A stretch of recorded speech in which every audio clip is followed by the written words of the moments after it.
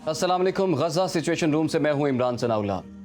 नाज़रीन, लहू से रंगीन अंबिया की सरजमीन फ़लस्तीन या वादी दिलगीर जन्नत नज़ीर कश्मीर आलमी नाइंसाफ़ी का मुंह बोलता सबूत है। जबरी कब्ज़े के खात्मे में नाकामी की दास्तान है। एक पंजा यहूद में जकड़ा हुआ है और दूसरा शातिर हनूद की चालबाजियों का मारा हुआ है। गजा में इसराइली बर्बरियत का 21वां रोज़ है और हलाकतें 7,000 से जायद हो चुकी हैं। शहर का शहर खंडर बन चुका है। लाखों फ़लस्तीनी इंसानी अलमिये में घिरे हुए हैं। वहीं दुनिया भर में बसने वाले कश्मीरी आज कश्मीर पर भारतीय जबरियत के 76 साल मुकम्मल होने के खिलाफ सरापाए एहतजाज हैं। 30 सालों के दौरान 2.5 लाख हलाकतें, 1 लाख यतीम, ज्यादती का शिकार हजारों खवातीन, 8,652 इज्तमाई खबरें, नारों के जवाब में गासिब भारतीय अफवाज की पैलेट गन का कहर, घर घर तलाशी, छापे, गिरफ्तारियां और इनकाउंटर्स मुहज़्ज़िब दुनिया के मुंह पर तमाचा है। आलमी अमन के दावेदारों की बेहिसी का परवाना है। भारतीय मजालिम ने वादी को दुनिया की सबसे बड़ी जेल में तब्दील कर रखा है, जहां जमीर के कैदी हर गुजरते रोज सोए हुए आलमी जमीर के दरवाजे पर दस्तक देते हैं, मगर जवाब में खामोशी ही खामोशी है। नाज़रीन, फ़लस्तीन और कश्मीर आज की आज़ाद दुनिया में कैद परिंदों का मस्कन है, जिन्हें जबर की तनाबें गिरने और गुलामी की जंजीरें टूटने का इंतज़ार है, और हम उनके लिए सिर्फ दुआ गो हैं। आगे बढ़ते हैं। पिछले 24 घंटे में गजा में क्या सूरत हाल रही, अपने नाज़रीन तक हम पहुंचाते हैं। 21 रोज़ इस जंग को मुकम्मल हो चुके हैं। आलमी नशरियाती राब्तों पर जारी किए गए 7 अक्टूबर से पहले और बाद का गूगल मैप जो है वो भी सामने आया। गजा पर बीतने वाली बर्बादी की दास्तान सुना रहा है। ये गूगल मैप शहर का अक्सरियती रकबा मलबे का ढेर बन चुका है। मसाजिद, अस्पताल और स्कूलों की इमारतें तबाह हो चुकी हैं। फ़लस्तीनी अथॉरिटी ने 21 रोज़ में 3,000 बच्चों समेत शहीद होने वाले 7,028 अफराद के नामों की फहरिस्त भी जारी कर दी है। बात करने के लिए इस वक्त हमें ज्वाइन कर लिया है दिफाई तजियागार ब्रिगेडियर रिटायर्ड वक़ार खान साहब ने। उनको वेलकम करेंगे इस शो में। इसके साथ साथ माहिर उमूर बैनुल-अक़वामी उमूर मंसूर जाफ़र साहब भी हमें ज्वाइन कर चुके हैं। आपको भी खुशामदीद सर।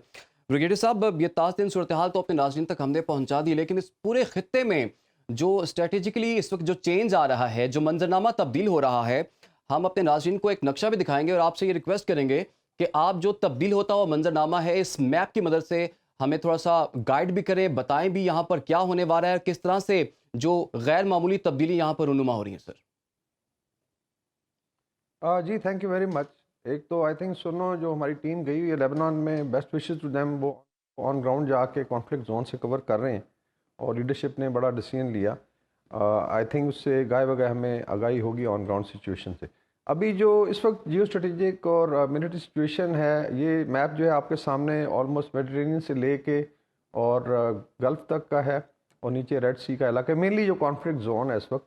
और इसमें टाइम वी डोंट रियलाइज के मतलब अदर देन दैट से जो ग्राउंड फोर्सेस हैं या टैंक्स हैं, एयरक्राफ्ट्स हैं, ये यहाँ पे आप कह लें कि मिज़ाइल वॉरफेयर का एक बहुत बड़ा गढ़ बन चुका है।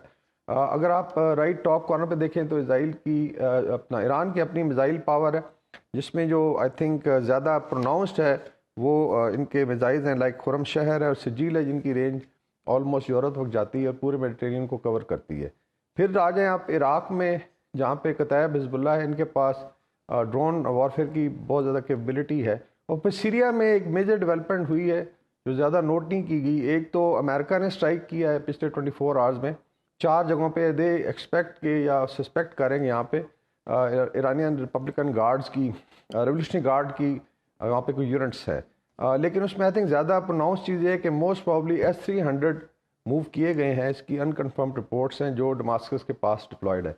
अगर आप एरो देखें तो it covers half of Israel, जो लेफ्ट बॉटम पे आपको नजर आ रहा है। इसका मतलब है कि इजरायली एयरफोर्स अगर फ्लाई करती है नॉर्दर्न इसराइल में तो उनको बड़ी मुश्किलात पेश आएंगी।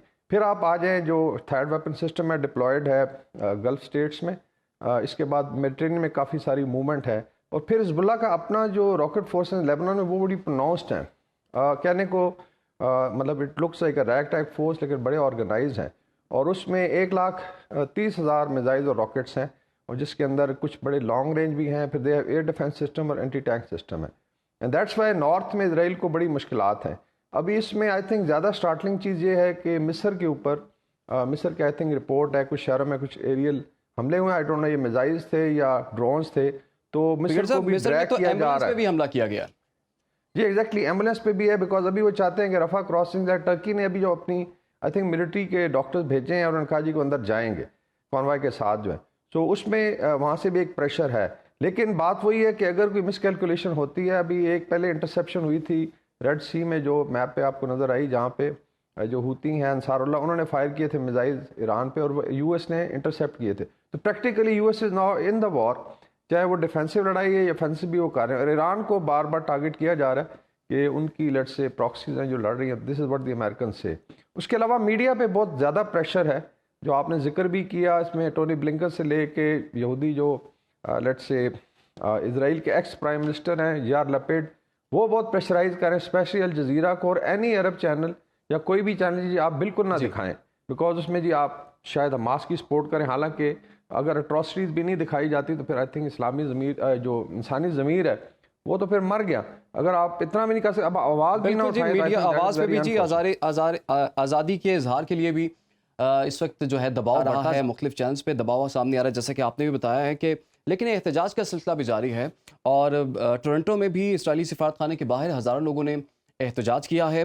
जनरल असम्बली के कल के इजलास में गजा इसराइल तनाज़े पर बात हुई और जंगबंदी के लिए पेश की गई मुतादिद करारदादों के बाद आज रुकन ममालिक उर्दन की करारदाद पर वोटिंग में हिस्सा लेंगे। गजा में सिविलियन हलाकतों पर 9 अरब ममालिक ने मजम्मती करारदाद भी मंजूर कर ली है। इसके साथ साथ ब्राज़ील के सदर ने इसराइली हमलों की को नस्लकुशी करार दिया है। तुर्क सदर ने पोप फ्रांसिस को फ़ोन करके आलमी बिरादरी की खामोशी को शर्मनाक करार दिया है, जबकि शुमाली कोरिया के सरबरा ने इसराइली हमलों पर कहा है कि ये जंग नहीं बल्कि दहशत गर्दी है।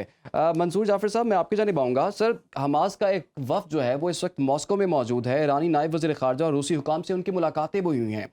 अब अमेरिका जो फिजिकली भी इस जंग का हिस्सा बन रहा है, 900 फौजी उसने इसराइल में अपने उतार दिए हैं, तो आपको लगता है कि ये मामला आगे बढ़ेगा या फिर अमन की कोशिशों के लिए एक बड़ा ब्रेक थ्रू हो सकता है? सर, यकीनन जी, मॉस्को के साथ जो हमास की डिप्लोमेसी है वो कोई नई बात नहीं है। इससे पहले भी मॉस्को का जो हमास का वफद है आला सतह का, वो कई बार मॉस्को जा चुका है और जंग से पहले भी जा चुका है और उसके बाद भी यकीनन उनके रास्ते बहाल हैं। तो इस वक्त जो बुनियादी फोकस है ख़ास तौर पे अमेरिका को और वेस्ट को अपने जो यरगमाली हैं उनकी ज़्यादा फ़िक्र लाहक है। तो उनकी तरफ से जो बात कतर के क्वार्टर से की जा रही थी वो शायद उससे मुतमईन नहीं थे, तो उन्होंने रूस को इन्वॉल्व किया है कि रूस जो है वो अपना असर और रसूख इस्तेमाल करे इस काम के लिए। तो वहाँ पे भी जो कैटेगोरिकल स्टेटमेंट देखने को आया है मुलाकातों के बाद, वो यही कहता है कि जी सबसे पहले आप हमारी जंगबंदी करें।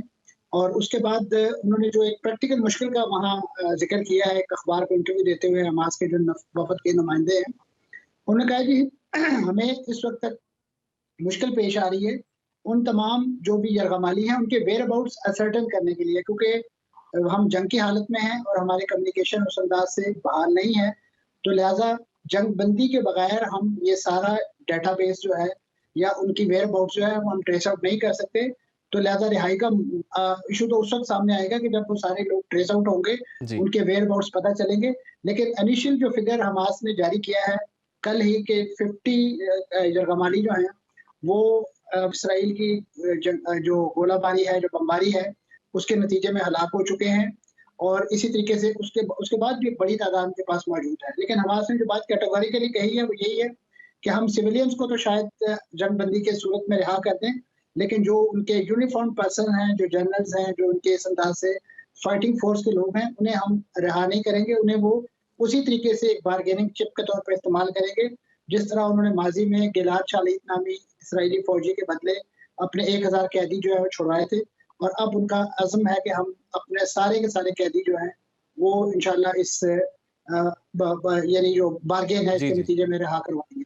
और यही चीज़ असल में इसराइल को परेशान किए हुए है। इसकी वजह से उनकी फौज का मोराल जो है वो इंतहाई गिर चुका है। बिलखुसूस आज सुबह जो है उनकी जो नेवी के कुछ यूनिट्स हैं उन्होंने गजा के साहिल पे उतरने की कोशिश की और उस दौरान उनकी झड़पें हुई हैं हमास के जंगजुओं के साथ और वो अपना सारा साजो सामान वहाँ छोड़ के दुम दबा के वहाँ से भाग निकले। तो लिहाजा वो जो ग्राउंड इंकर्जन और सी के जरिए उनकी इंकर्जन की बातें हो रही हैं वो सारी की सारी जैसे ही वो बूट्स ऑन ग्राउंड रखते हैं तो उनको एक बुरी तरीके की सख्त मज़ामत का सामना करना पड़ता है, जिसके बाद जो है वो उल्टे पाँव जो है भाग निकलते हैं। बिल्कुल, आपने बिल्कुल ठीक कहा ब्रिगेडियर साहब।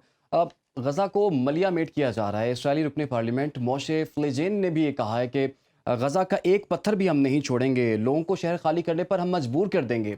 ये जो सिचुएशन हमें नज़र आ रही है, एक मौके पर इसराइली भी जो हैं वो काफ़ी प्रेशर में नज़र आ रहे हैं, क्योंकि इतने ज़्यादा उनके मकवी जो हैं वो हमास की तहवील में हैं।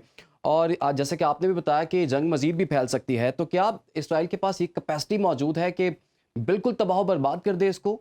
और क्या आगे बढ़ सकता है इसराइल, इस तरह से आगे बढ़ सकता है और पूरी इंटरनेशनल कम्युनिटी उसको इस तरह की इजाज़त देगी फिर?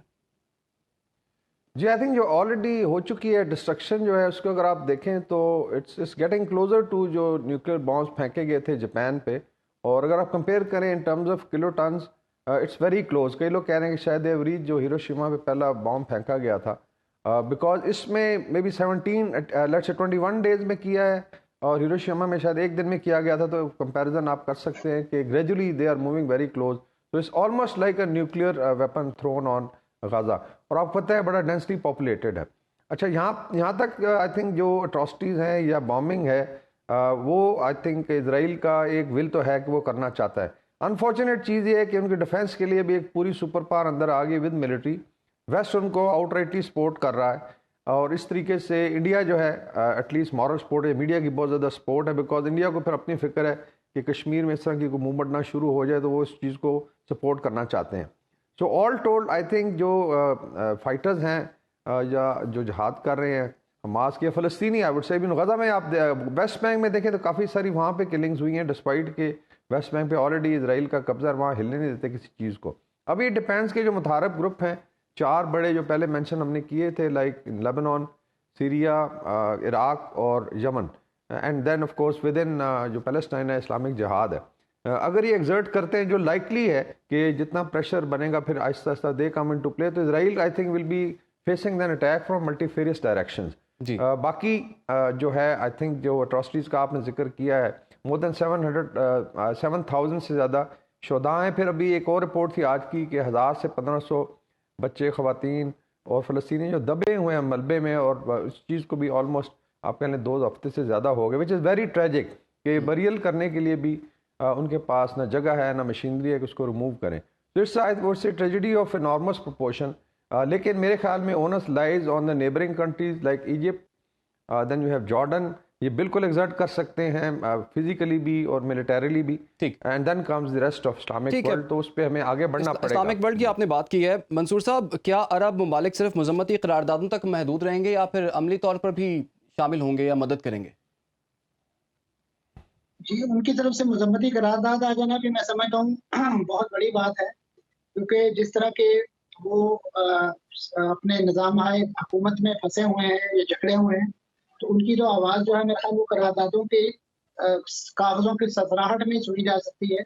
लेकिन मैं समझता हूँ जो उनकी स्ट्रीट्स हैं, ख़ास तौर पे गल्फ़ की, इस वक़्त अगर आप कुवैत की बात करें, कतर की बात करें, दीगर जो बहरीन की बात करें, तो वहाँ पे इस वक़्त जो सेंटिमेंट्स हैं वो बड़े हाई हैं और लोग मुज़ाहरा भी कर रहे हैं और एहतजाज भी कर रहे हैं, और ख़ास तौर पे उसके साथ-साथ इवन यूएई जैसा मुल्क जो है वहाँ पे अवामी जो रद्द-ए-अमल है उसको कंटेन करने के लिए बड़े पैमाने पे मुख्तलिफ शॉपिंग मॉल्स के अंदर जो है वो डोनेशंस इकट्ठे करने की कैंपेन जो है वो शुरू कर दी गई हैं, ताकि लोगों को वो जो स्ट्रीट प्रोटेस्ट है उससे थोड़ा-सा उनकी तवज्जो हटा के उनको एक अपने जितनी भी एनर्जीज़ हैं उसको एक ऐसे चैनल में डालने की तरफ माइल किया जाए कि जो वहाँ की हुकूमतें समझती हैं कि ये फ़लस्तीनियों की शायद इस वक़्त सबसे बड़ी ज़रूरत है।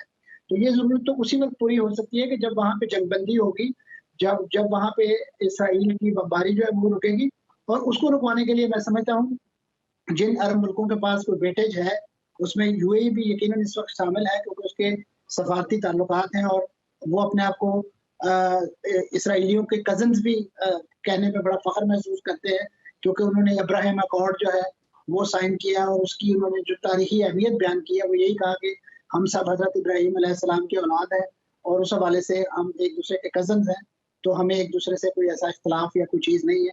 तो मैं समझता हूँ अपने कज़न्स को कम से कम इतना ज़रूर वो बता दें कि आपकी इस जो भी जंगी जुनून है उसकी वजह से हमें जो बैकलैश का सामना करना पड़ सकता है, तो फिर शायद कल को आप हमारी मदद के लिए भी ना आ सकें।